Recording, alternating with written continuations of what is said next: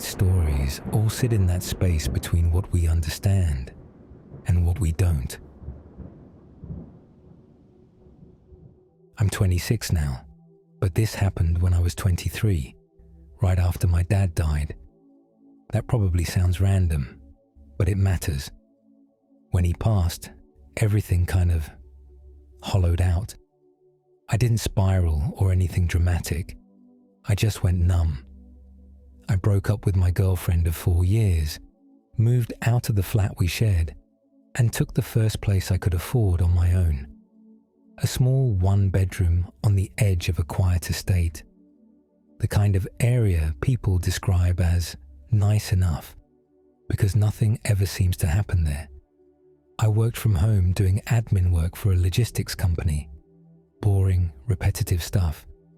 But after what I'd been through, boring was exactly what I wanted. My routine became my lifeline. Up at 7:30. Coffee, shower, desk by 8:30. Lunch at 12. Short walk around the block at 3. Finish at 5. Every weekday was the same. And at the time, I found that comforting. My desk was in my bedroom, pushed up against the front window. From where I sat, I could see the pavement, the small patch of grass, and my own driveway. I kept the blinds open most days. I liked seeing people pass. It reminded me I was still part of the world. About 3 weeks after I moved in, I noticed him for the first time. I was on a video call, half listening, half staring out the window, when I saw someone standing at the bottom of my driveway. Not walking past, not on the phone, not smoking, just standing there. He was maybe late 30s, early 40s, dark jacket, hood down, hands at his sides. He was looking directly at my house. At first I assumed he was checking an address or waiting for someone. Then he lifted his head slightly, and I realized he was looking at my window, at me. I remember feeling embarrassed, like I'd been caught staring. I looked back at my screen. When I checked again, maybe 10 seconds later, he was already walking away. The rest of the day, I kept replaying it, but every explanation I came up with sounded reasonable, so I let it go. The next day, just before lunch, I saw him again. Same place, same posture, same stillness. Only this time, the moment my eyes landed on him, a wave of cold went straight through my chest, because there was no confusion anymore. He was exactly where he'd been before, and he was already looking up. I didn't move. I just watched him. My co-worker was talking. I didn't hear a word. I counted my own breaths. After maybe 30 seconds, he stepped back and walked away. That was the first time I felt something that wasn't grief, fear. When I went downstairs later, I opened the front door and stood on the step, scanning the street. There was nothing unusual, no strange cars, no one lingering, just normal people going about their day. That night I called my sister. I didn't even know why. I didn't tell her everything. I just said I was struggling to settle into the new place. She told me that was normal, that it would take time. I didn't mention the man. The third time happened 2 days later. I wasn't working. I'd taken the morning off because it was the anniversary of my dad's funeral. I was sat on my bed scrolling through photos on my phone when something made me look up. He was there, closer this time. Not at the end of the drive, halfway up it. He wasn't looking at the house anymore. He was looking at the door. I stayed perfectly still, barely breathing, watching him through the glass. My phone was still in my hand, but it felt heavy, useless. After maybe a minute, he reached into his pocket. My heart started slamming so hard I could hear it. He pulled something out, a folded piece of paper. He leaned forward, placed it carefully against my front door, and walked away. I waited a full 5 minutes after he disappeared before I moved. When I finally opened the door, the paper was still there, tucked between the handle and the frame. It wasn't an envelope, just a single sheet folded in half. Inside, in block letters, were 3 words. I see you. That was it. No name, no explanation, no threat, just a statement. I shut the door, locked it, and slid down against it until I was sitting on the floor. I didn't realize I was shaking until my teeth started clicking together. I called the police. They came, took the note, asked questions. Did I recognize him? No. Any enemies? No. Had anyone followed me? Not that I knew of. They were polite, calm, professional, and completely unconcerned. They told me unless he came back or tried to contact me again, there wasn't much they could do. That night, I didn't sleep. Every tiny sound in the flat felt amplified. Pipes, wind, cars. I lay in bed staring at my bedroom door, convinced it was going to open. It didn't. The next week, nothing happened. No man, no notes, no sign of anyone watching. I started to feel stupid, paranoid, like grief had finally tipped me into something unhealthy. Until Thursday. I finished work late that day, around 6:30. It was already getting dark outside. I was making food when my phone buzzed. Motion detected, the door camera. I opened the feed. At first, all I saw was my own doorstep. Then he stepped into view. So close to the door, his jacket brushed it. He didn't knock. He didn't ring the bell. He leaned forward until his face was inches from the lens and smiled. It wasn't wide. It wasn't exaggerated. It was small, controlled, like he was pleased. Then, very gently, he raised his hand and tapped twice on the door. Not loud, not urgent, just enough to be heard. I stood frozen in my kitchen, staring at my phone as the knocks echoed faintly through the flat. He waited maybe 10 seconds, then tapped again, twice. Then he stepped back out of frame. The camera feed ended. I didn't move for a long time. Eventually, I slid my phone into my pocket, walked into my bedroom, and locked myself inside. I called the police again. They arrived quickly this time, but he was gone. They searched the area, knocked on neighbors' doors, checked the nearby streets. Nothing. No one had seen him. That was 6 months ago. I don't work from that flat anymore. I moved back in with my sister. I sold my desk. I keep the curtains closed. And sometimes, when my phone buzzes with a random notification, my stomach still drops.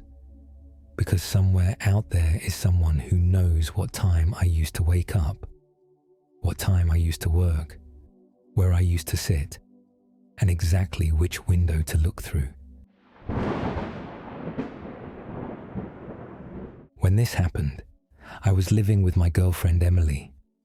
We'd been together a little over 2 years, and at the time, I genuinely thought she was the person I was going to marry. We weren't perfect, but we were comfortable. We had routines, inside jokes, the kind of relationship where you don't feel like you're performing anymore. We rented the top floor of a narrow house near the edge of town. It backed onto a strip of undeveloped land and woods that stretched for miles. During the day, it was peaceful. At night, it was black. No streetlights, no houses behind us, just trees. Emily worked early mornings at a dental clinic. I worked evenings managing a small cinema. That meant there was a big overlap where she was home alone. That fact matters more than I realized I did at the time. It started with a customer. He came in one night just before the last showing. Late 30s maybe, thin, quiet. He bought a single ticket, always paid cash, always sat near the back, never brought anyone with him. At first, He was just another face. Then he became familiar. Then he became routine. He started showing up 2, sometimes 3 nights a week. Same time, same ticket, same seat. He never caused trouble. Never spoke beyond 1 please. Until one night he said, "Busy tonight." It shouldn't have stood out, but it did, because he said it like he already knew the answer. I nodded, took his money, handed him the ticket. He smiled in a small, polite way and said, "Tell Emily I said hi." My stomach dropped. I didn't react at first. My brain stalled on the words, like it hadn't loaded them correctly. "Sorry," I said. He tilted his head slightly. "Your girlfriend, Emily, she always leaves before dark, right?" There was no humor in his face, no awkwardness, just calm. I felt heat rush into my chest and neck. "How do you know her name?" He hesitated, like he'd revealed something he hadn't meant to. "She comes in sometimes, on your nights off." That was true. She did. But I'd never introduced her to anyone there. He gave another small smile and walked past me into the screen. I stood there behind the counter long after he disappeared, trying to convince myself that this was nothing.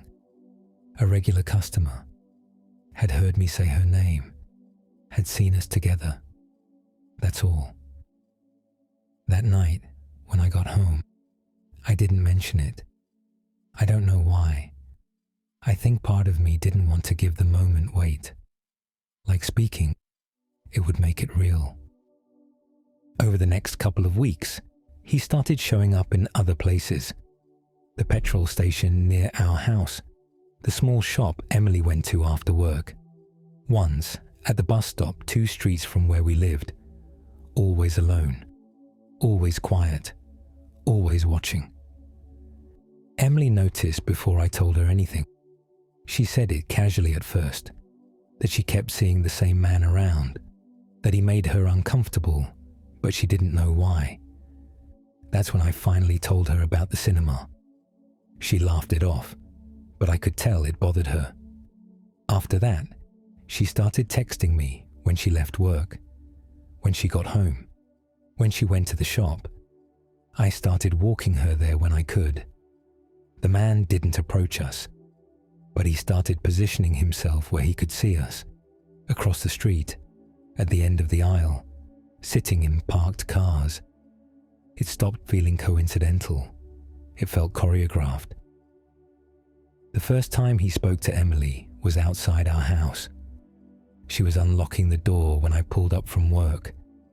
My headlights lit the driveway, and I saw him standing by the tree line at the back of the property. Close, too close. Emily was frozen on the step. When I got out of the car, he took 1 step forward and said, "You left your light on again last night." Emily's voice was small when she said, "I don't know you." He looked at her, genuinely puzzled. "I know you." I told him to step back.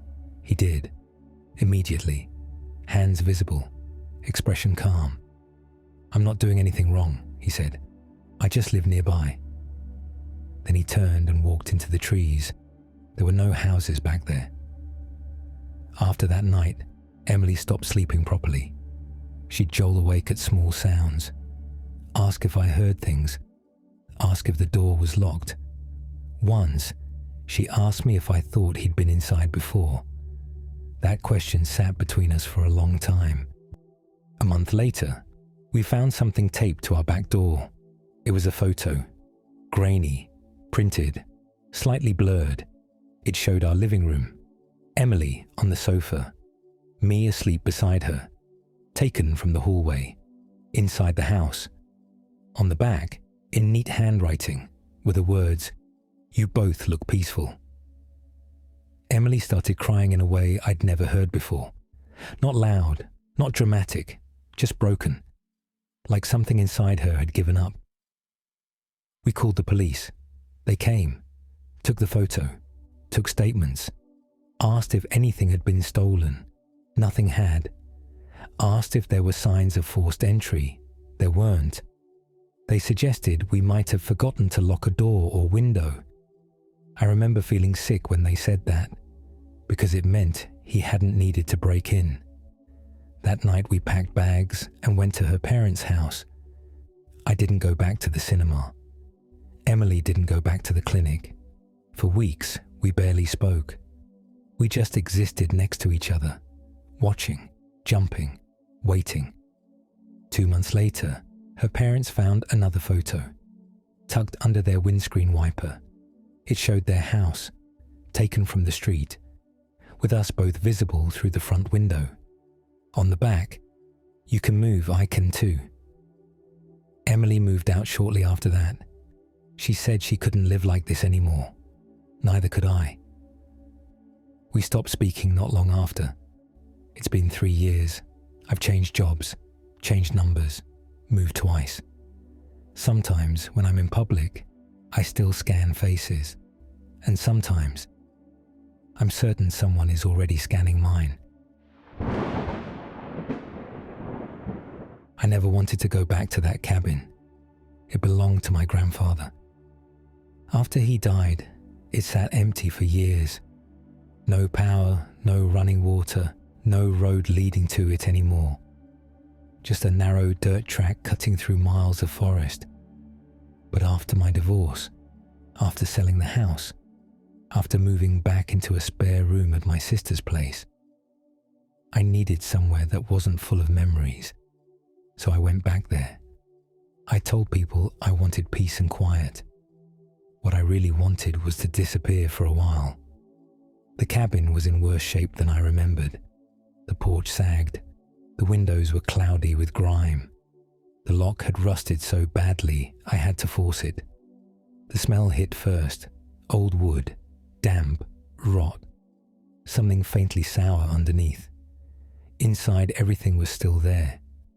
My grandfather's table, his chair, the coat hooks by the door. It felt less like an abandoned place and more like a paused one. I spent the first day cleaning, sweeping, opening windows, trying to convince myself the tight feeling in my chest was just nerves. There was no signal, no neighbors, no sounds except wind and trees. That first night, I slept badly, not because I heard anything, because I felt like something was wrong. The kind of wrong you can't explain. The kind that doesn't come from a thought, but from somewhere deeper, like your body is noticing things your mind hasn't caught up to yet. I woke up over and over, convinced someone had been standing near the bed. But every time I sat up, I was alone. Just me and the dark. The second day, I found footprints. They were behind the cabin, near the old rain barrel. Deep, clear, recent, not mine. I stood there for a long time staring at them, feeling stupid for how fast my heart was beating. Maybe a hiker, maybe a hunter. That was the lie I told myself. The prints circled the cabin, all 4 sides, like someone had walked slow and close and careful. That night, I locked the door. I hadn't bothered the first night. There didn't seem much point when you're surrounded by nothing but forest.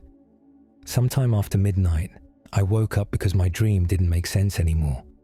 The sound in it had followed me out of sleep. Breathing, not mine. Slow, controlled, very close. I opened my eyes. The room was dark, but not fully.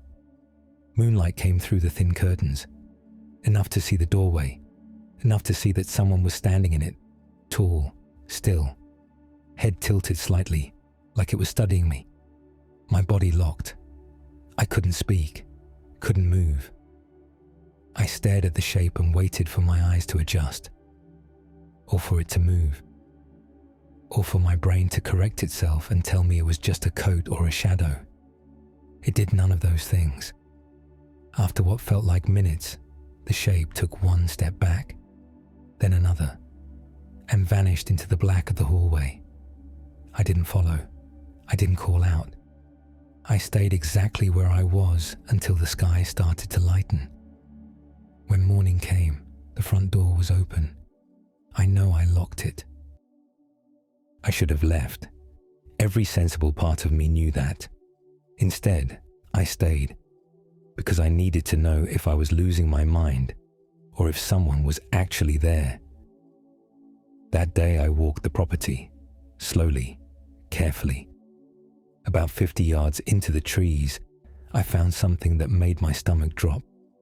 A place where the ground was pressed down, leaves disturbed, a shallow oval depression, like someone had been lying there, facing the cabin. There were cigarette butts nearby, fresh. I don't smoke. I went back inside and started packing. That's when I noticed the wall, just inside the bedroom, behind the door. Scratches, thin, overlapping, dozens of them, at about shoulder height, like tally marks, like something dragged hard over the wood again and again. That night, I didn't try to sleep. I sat at the table with the old hunting rifle across my knees and every light on. Around 2:10 a.m., the handle on the front door moved, slow, careful, testing. Then the knock came, once, soft, too soft to be an accident. I raised the rifle and didn't answer. Another knock, then a voice, low, close. "I know you're in there." I didn't recognize it. "I've been alone a long time." The words felt rehearsed, practiced. "I just want to come back inside." Back, inside. I told him to leave. The voice went quiet. Then it said, almost gently, "You already let me." Something scraped across the side of the cabin, then footsteps, slowly moving, around, toward the back, toward the bedroom. That was when the scratching started again, not on the wall, on the outside of it, right where the marks were. I didn't stay to hear what happened next. I ran out the front door, into the dark, into the trees, and didn't stop until I hit the road. I never went back. The cabin burned down 6 months later in a small, unexplained fire. Sometimes I still dream of that doorway, and the way he said "back inside," like the cabin was never really empty, like it was waiting.